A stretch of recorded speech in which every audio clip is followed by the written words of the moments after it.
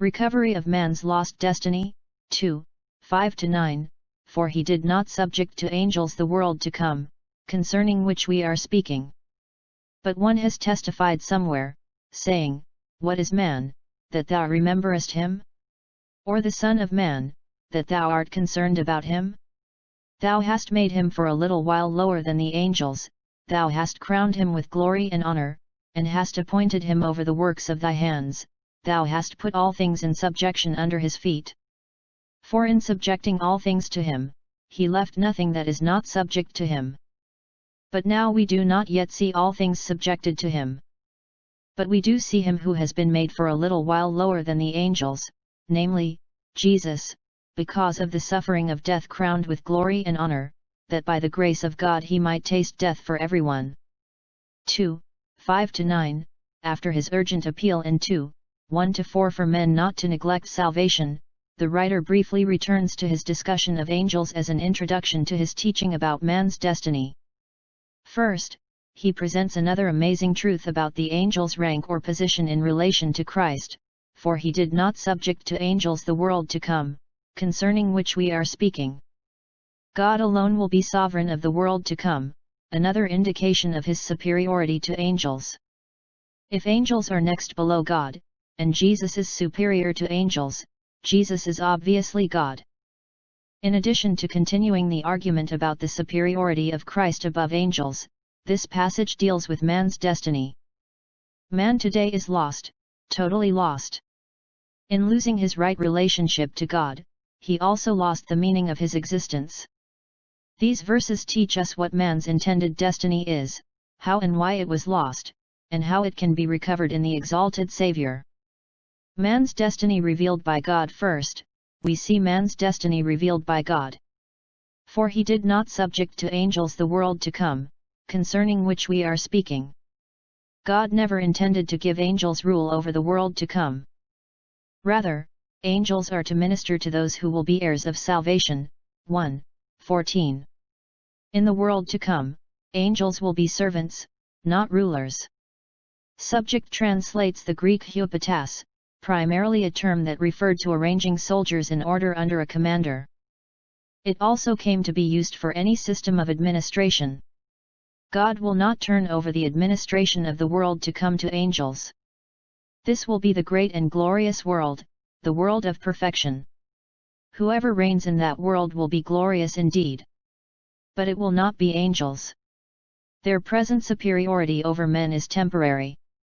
The Greek word translated world in verse 5 is not the general term cosmos, which means system, or aeon, meaning the ages. The word used here is very specific, it is oikoumon, the inhabited earth.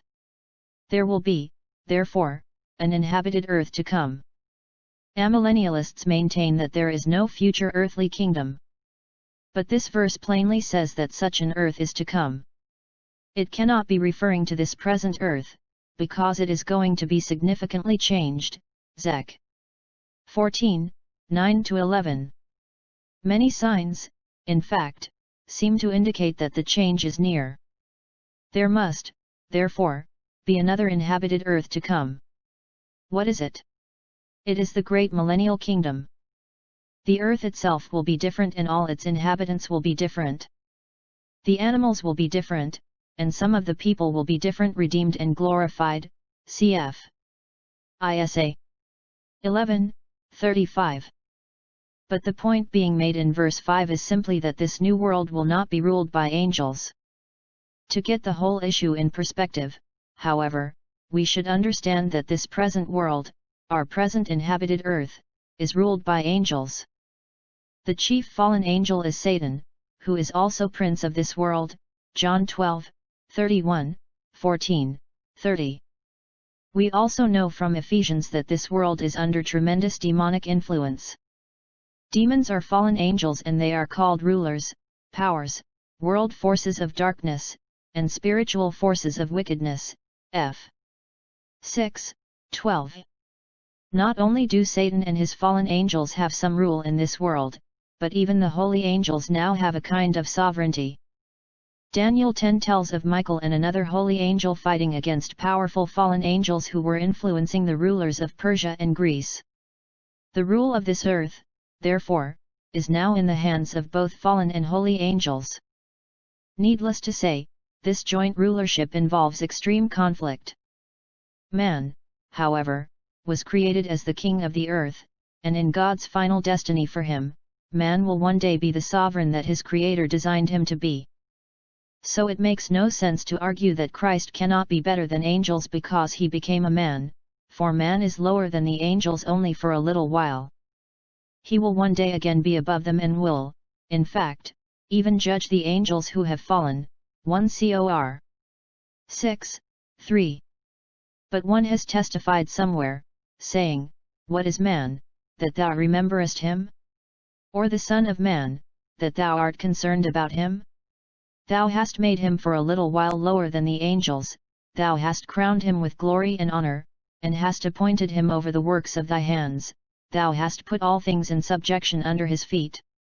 2, 6-8, the writers saying, but one has testified somewhere does not indicate that he was either ignorant or forgetful of Scripture.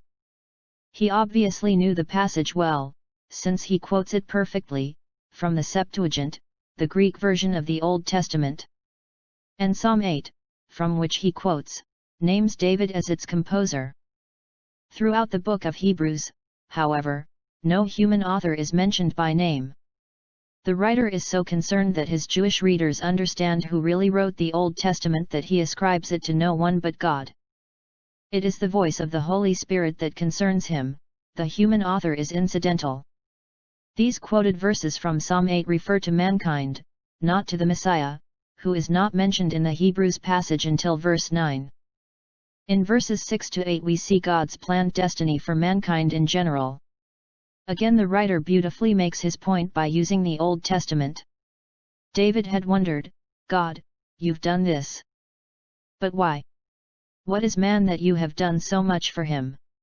When we look at the vast, seemingly endless universe and then think about the little dot that we call Earth in the middle of it all, we, too, cannot but ask, what is man? What right do we have to be so much in the mind of God? The psalmist goes on to answer his own question. Thou hast made him for a little while lower than the angels. Crowned him with glory and honor. Appointed him over the works of thy hands. Put all things in subjection under his feet.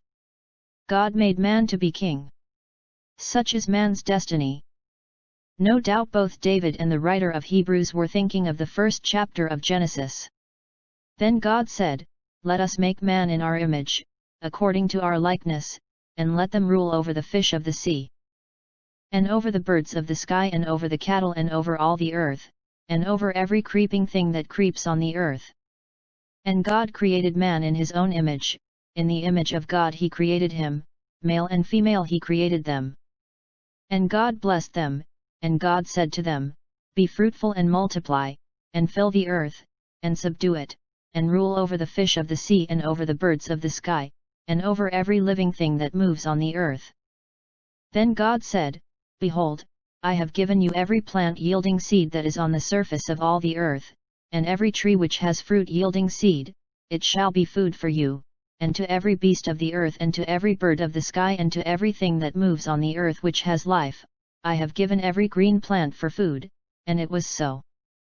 And God saw all that he had made, and behold, it was very good. Gen.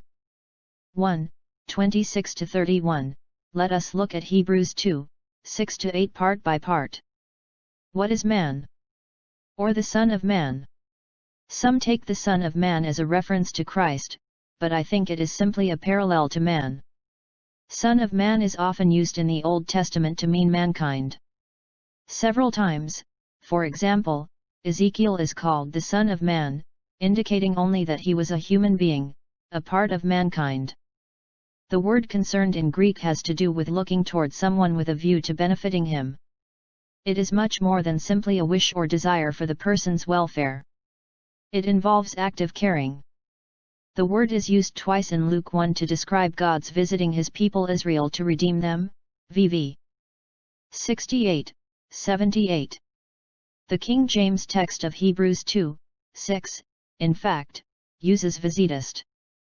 God has an involved, active concern for humanity. Thou hast made him for a little while lower than the angels. When God created man, he made him in one way lower than angels. It is not that he is lower than angels spiritually, or is less loved by God. Nor is he lower than angels in importance to God. Man is lower than angels only in that he is physical and they are spiritual. What does this mean? Just this: angels are heavenly creatures, while man is earth-bound. Obviously this is a limiting and major difference, and man is therefore now of a lower rank. But there is a time limit for this inferiority. The present chain of command is temporary. God has a destiny for man that will elevate him to king, when he will be on at least an equal basis with angels. Man is confined to the earth and to relatively nearby space. Angels, on the other hand, are not confined to the spiritual. They are able to come to earth at will, and have supernatural power and strength that even sinless man did not have. Not only that, but man's only direct communion with God has been that which he had with Jesus while he was on earth. Angels have continual access to the throne of God. Angels are spirit beings, man is made out of the dust of the earth. After Satan rebelled, the faithful angels were secured in holiness forever. After Adam rebelled, all men were cursed with him. In Adam, all died. 1 Cor. 15:22. At the time of the creation, angels were perfect, man was only innocent. Even in his innocence, man had the choice to sin. Still more importantly, angels were never subject to death as man was. God's first words to Adam in the Garden of Eden were, "From any tree of the garden you may eat freely, but from the tree of the knowledge of good and evil you shall not eat, for in the day that you eat from it you shall surely die." Gen. 2:16-17. In the coming new earth, things will be much different. Then the saints of the highest one will receive the kingdom and possess the kingdom forever, for all ages to come. Then the sovereignty, the dominion, and the greatness of all the kingdoms under the whole heaven will be given to the people of the saints of the highest one. His kingdom will be an everlasting kingdom, and all the dominions will serve and obey him. Dan.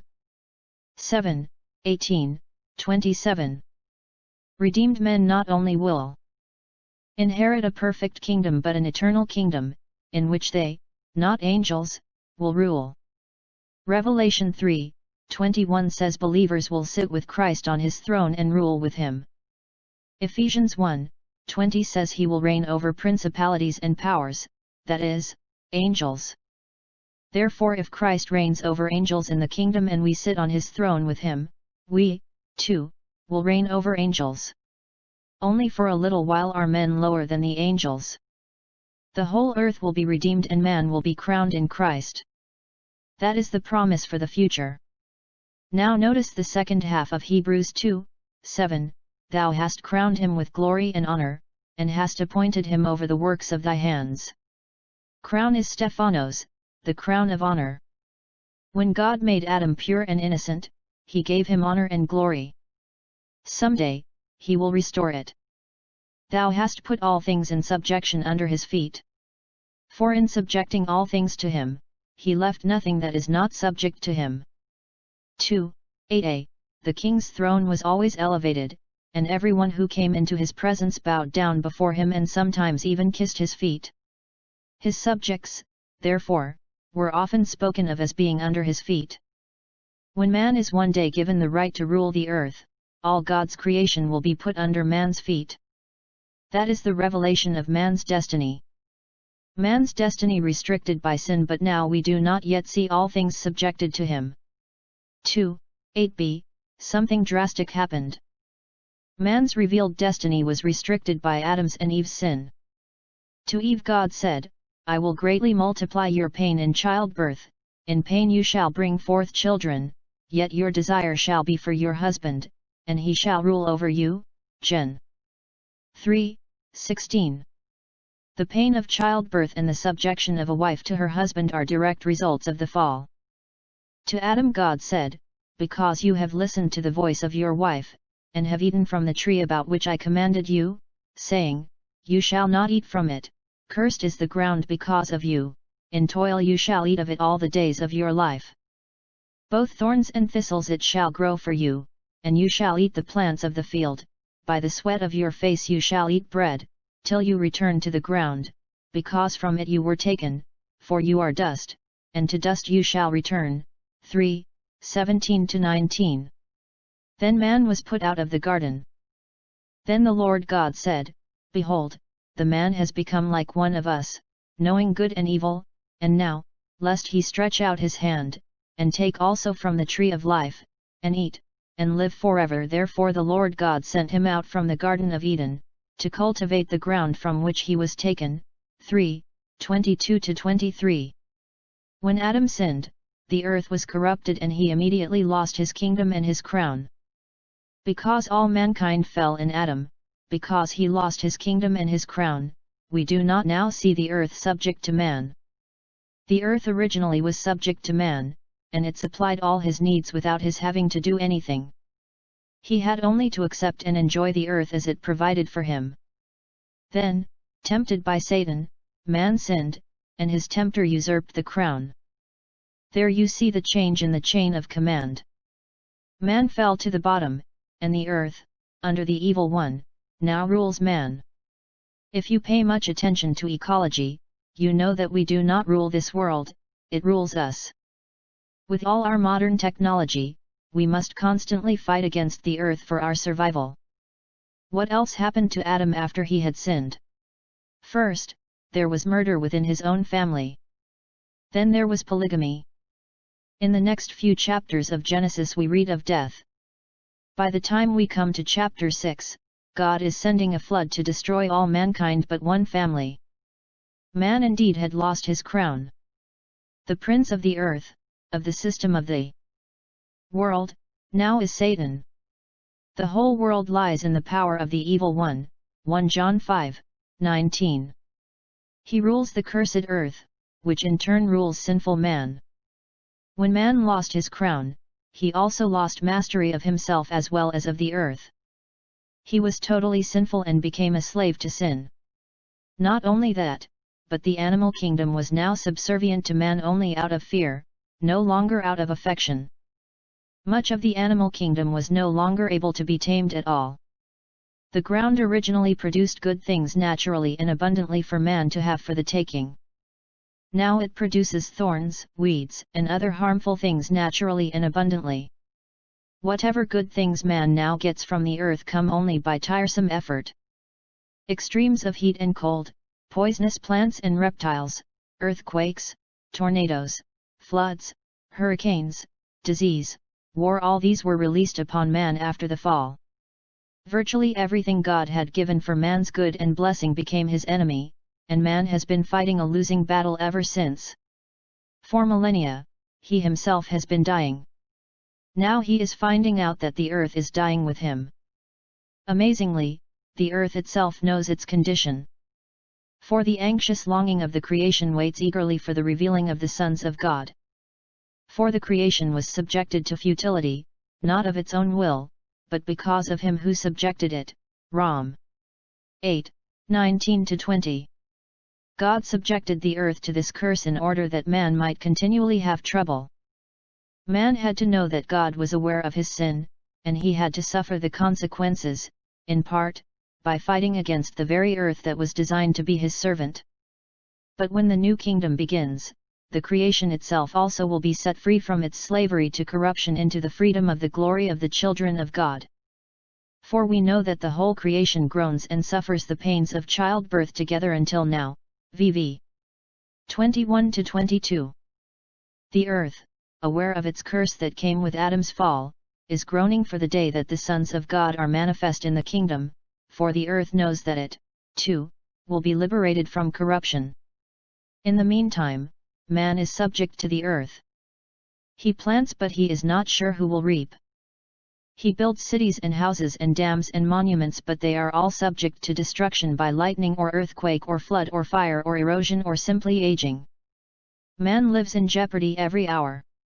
Just at the height of professional achievement, his brain may develop a tumor, and he becomes an imbecile. Just at the brink of athletic fame, he may be injured and become a helpless paralytic. He fights himself, he fights his fellow man, and he fights his earth. Every day we read and hear of the distress of nations, of the impossibility of agreement between statesmen in a world that languishes in political and social conflict, not to mention economic hardship, health hazards, and military threats. We hear the whine of pain from dumb animals and even see the struggle of trees and crops against disease and insects. Our many hospitals, doctors, medicines, pesticides, insurance companies, fire and police departments, funeral homes all bear testimony to the cursed earth. No wonder the creation groans. But God did not intend it to be this way, and it will continue this way only for a little while, in God's timetable.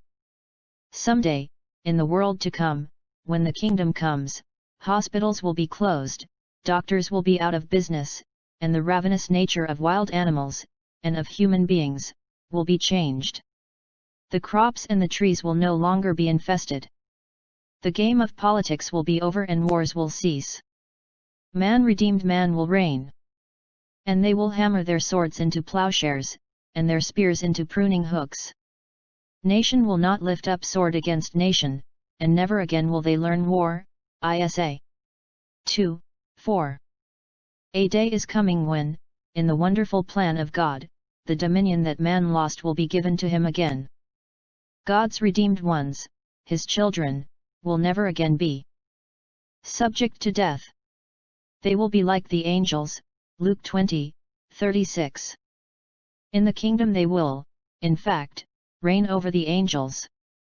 Man's destiny recovered by Christ, but we do see him who has been made for a little while lower than the angels, namely, Jesus, because of the suffering of death crowned with glory and honor, that by the grace of God he might taste death for everyone. Hebrew 2:9. That brings us to the third point. Man's revealed destiny, restricted by sin, has been recovered by Christ. The ultimate curse of man's lost destiny is death. Warning Adam about the tree of the knowledge of good and evil, God said, "For in the day that you eat from it you shall surely die." Gen. 2:17. The cross conquered the curse. The kingdom will be restored and man will be given the crown again. But how can it happen? If we are all sinners, how can we become sinless? The only payment for sin is death. For the wages of sin is death. Rom. 6:23. The only way man can ever be a king again is to have the curse removed. The only way the curse can be removed is for the penalty to be paid. If man is to be restored to reign as a king, he must die and be resurrected a new man with sovereign qualities. But we still ask, how? We know, even without God's revelation, that we could not do this ourselves. Paul explains. Speaking of Christ, he writes, "For if we have become united with him in the likeness of his death, certainly we shall be also in the likeness of his resurrection, knowing this, that our old self was crucified with him, that our body of sin might be done away with, that we should no longer be slaves to sin, for he who has died is freed from sin. Now if we have died with Christ, we believe that we shall also live with him, knowing that Christ, having been raised from the dead, is never to die again, death no longer is master over him. For the death that he died to sin, once for all, but the life that he lives to God. Even so consider yourselves to be dead to sin, but alive to God in Christ Jesus." Rom. 6:5-11. I died years ago. I am perfectly healthy now, but I died a long time ago. I died the death that Paul describes in Galatians, "I have been crucified with Christ." 2:20. The moment that I put my faith in Jesus Christ, at that moment I was identified with Christ. I died with him on the cross. For John MacArthur, the curse is removed. I am now a king. I have not inherited my dominion yet, but the crown has been restored. And for every one of you who knows and loves Jesus Christ, the moment you received him, you were identified with him. You were crucified with him and were buried with him, and he has raised you up to a new life. It is life with the curse removed. In Christ we are kings. We do not have our kingdom yet, but it is certain to be ours. To the saints of the Most High belongs the kingdom. Our old bodies are going to fall off someday, but we are not going to die. Our bodies will die, but even they will one day be resurrected in a new and eternal form. We will be immediately liberated to go into the presence of Jesus. Or, if he comes again before that happens to us, he will take us with him into the kingdom. To accomplish this great work on our behalf, Jesus had to become a man. He himself had to be made for a little while lower than the angels. To regain man's dominion he had to taste death for man. If a man dies for his own sin, he is doomed forever to hell. But Christ came to die for us, because in his dying he could conquer death. And they sang a new song, saying, Worthy art thou to take the book, and to break its seals, for thou wast slain, and didst purchase for God with thy blood men from every tribe and tongue and people and nation. And thou hast made them to be a kingdom and priests to our God, and they will reign upon the earth. Rev. 5, 9-10. As you and I identify ourselves with Jesus Christ in his death, as we receive him as Savior, the curse is removed, and we become joint heirs with him in the eternal kingdom. Obviously, if we are going to reign on earth as kings, there will have to be a kingdom. And I saw thrones, and they sat upon them, and judgment was given to them. And I saw the souls of those who had been beheaded because of the testimony of Jesus and because of the word of God, and those who had not worshipped the beast or his image, and had not received the mark upon their forehead and upon their hand, and they came to life and reigned with Christ for 1,000 years. Rev. 24. Who will be on those thrones? We who are the kings. We will be kings with our great King, the King of Kings. The Redeemer King will rule with his redeemed saints over the redeemed earth. Man will be changed. Now it will come about that in the last days, the mountain of the house of the Lord will be established as the chief of the mountains, and will be raised above the hills, and all the nations will stream to it. And many peoples will come and say, Come, let us go up to the mountain of the Lord, to the house of the God of Jacob, that he may teach us concerning his ways, and that we may walk in his paths. For the law will go forth from Zion, and the word of the Lord from Jerusalem. And he will judge between the nations, and will render decisions for many peoples, and they will hammer their swords into plowshares, and their spears into pruning hooks. Nation will not lift up sword against nation, and never again will they learn war. Isa. 2, 2-4. The animals will be changed, and the wolf will dwell with the lamb, and the leopard will lie down with the kid, and the calf and the young lion and the fatling together, and a little boy will lead them. And the nursing child will play by the hole of the cobra, and the weaned child will put his hand on the viper's den. They will not hurt or destroy in all my holy mountain, for the earth will be full of the knowledge of the Lord as the waters cover the sea. Isa. 2, 2-4, 11, 6, 8-9. Even the plants will be changed, the wilderness and the desert will be glad, and the Araba will rejoice and blossom. Like the crocus it will blossom profusely and rejoice with rejoicing and shout of joy. Isa. 35, 1-2. Christ tasted death for you and for me. He did it to recover our lost destiny. If you have been groping around, trying to figure out why you exist, I hope you know the reason now. There is no reason for us to be slaves. There is no reason for us to be paupers. There is only reason for us to be kings. Men today still ask, what is man? The idolater and the animist says, man is inferior to birds and animals, even to creeping things, stones and sticks. And he bows down and worships the snake. The materialist says, man is obviously higher than any of the other animals, but he is still only the product of chance, the result of evolutionary natural selection. Most people believe such ideas or ones equally as foolish. But God says, man was created to be king of the earth. Only for a little time he has been made lower than the angels. Someday he will sit on the throne of Jesus Christ and reign with him in his kingdom. I trust that you will be there reigning with Christ.